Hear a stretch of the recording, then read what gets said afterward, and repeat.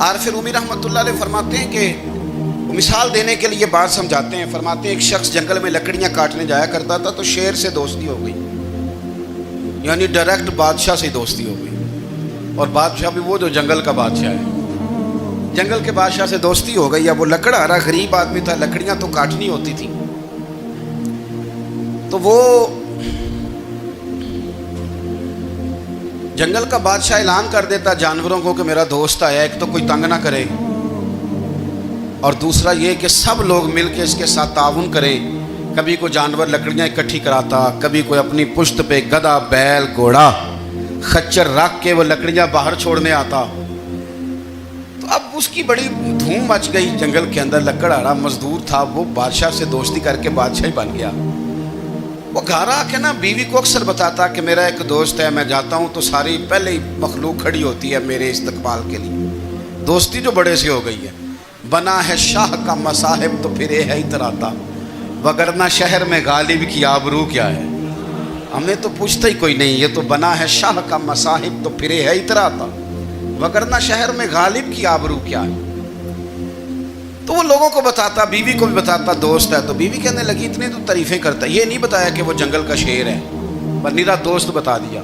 بیوی کہنے لگ گئی کہ تو اتنا جو اس کا ذکر کرتا ہے تو کسی دن بلا نا، بلا کسی دن تاکہ اس کی دعوت کریں۔ اب اس نے پھر نہ اس کو پردے میں رکھا، کیا کہتے ہیں آج کل، سرپرائز دینا ہے، مگر سرپرائز دینا ہے، پردے میں رکھا کہ وہ شیر ہے۔ تو وہ بلا لیا گھر، اب اس کے لیے کچا گوشت، ظاہر ہے شیر نے کچا گوشت دکھانا تھا۔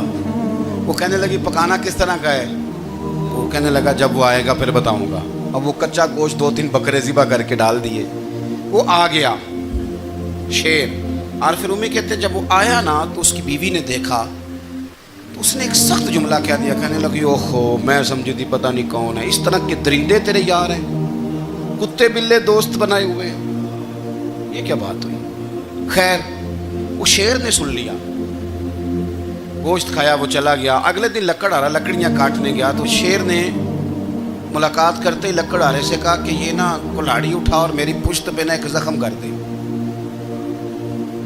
اس نے کہا نہیں میں یہ کام نہیں کرتا، تو میرا دوست ہے۔ اس نے کہا سن بھائی میں نے پیار سے کہا ہے تو مان جا، ورنہ میں ہوں شیر، میں نے تجھ سے منوا ہی لینا ہے، میں کوئی تکلیف دوں گا مناسب نہیں، تو کر۔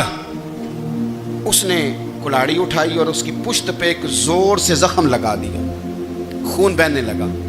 اس نے کہا تو نے آج کے بعد آنا ہے، لکڑیاں کاٹنی ہے، تجھے کوئی کچھ نہیں کہے گا، بس یہ ایک حکمت تھی جو میں نے کیا ہے۔ قصہ مختصر، وہ آتا رہا، لکڑیاں ملتی رہیں، خدمت بھی ہوتی رہی، 6-8 ماہ گزر گئے۔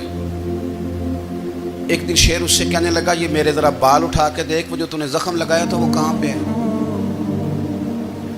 اس نے وہ بال اٹھا کے دیکھا تو زخم ملا ہی نہیں، کئی جگہ پہ ٹٹولا کا، یار یہاں تھا یہاں تھا یہاں تھا۔ شیر نے پھر کیا کمال ہی جملہ کہا، اس نے کہا کہ وہ جو کلاڑی کا زخم تو نے لگایا تھا نا وہ مکمل ہو گیا، لیکن تیری بیوی کا جو لہجہ تھا اور اس کی جو تلخی تھی وہ آج تک میرے ذہن میں موجود ہے، وہ ابھی بھی مجھے تکلیف دیتی ہے۔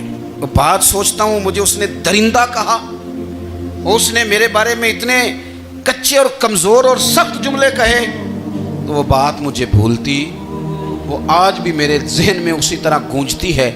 تلخ جملے جو اس نے کہے اور خوفناک جو انداز اس نے اختیار کیا، وہ بات مجھے کبھی بھی بھولتی۔ تو آپ کے لفظ لوگوں کو بھول جاتے ہیں پر لہجہ یاد رہتا ہے اگر ہم اپنے لہجے پر تھوڑی توجہ ہی کر لیں۔ کچھ لوگ کہتے ہیں جی میرا جی روٹین ہی یہ ہے بات کرنے کی، تو یہ یاد رکھنا کسی وقت ایسا بھی ہوتا ہے کہ شیر کو سوا شیر مل جاتا ہے، پھر ایسا نہ ہو کہ آپ کی تلخی کی جواب میں کوئی اس طرح کی تلخی ہو کہ پھر آپ اس کو کبھی بھلا نہ سکیں۔ ہمارے ہاں نا یہ دور تیزیاں دکھانے کا دور ہے، کچھ لوگ ضرورت سے زیادہ تیزی دکھانے کی کوشش کرتے ہیں، ان بیچاروں کا کبھی کبھی اتنا سخت نقصان ہوتا ہے کہ ان کو ان سے بھی کئی گنا تیز بندہ مل جاتا ہے، وہ کسی ایسی جگہ جا کے بیچارے الجھ جاتے ہیں جہاں سے واپسی کا راستہ نظر نہیں آتا۔